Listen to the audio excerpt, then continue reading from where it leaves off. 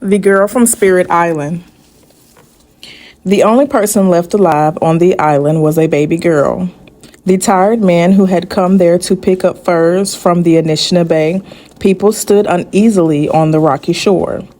The voyagers watched from the distance as the baby crawled in a circle, whimpering and pitiful.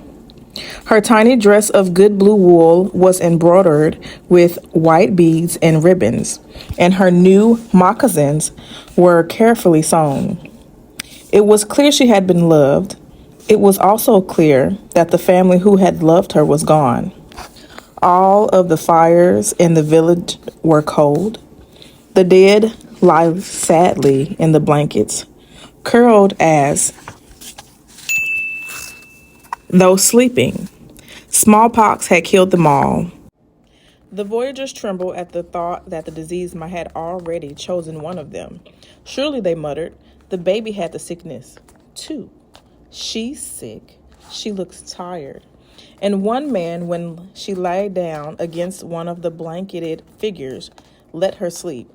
Birds were singing, dozens of tiny white-throated sparrows. The trilling, rippling sweetness of their songs contrasted strangely with the silent horror below. But first one then and the other of the men turned away.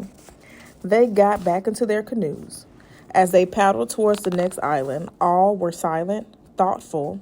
Some wore hard expressions. One had tears in his eyes. His name was Hat. He thought of his wife and decided he would tell her about the baby. If there was anyone in the world who'd go and rescue that girl, it was his wife. He shivered a little as he thought of her. He couldn't help it. Tallow, she was called, and sometimes she scared him with her temper. Other times, he was amazed at her courage. He grimaced in shame. Unlike him, his wife was afraid of nothing.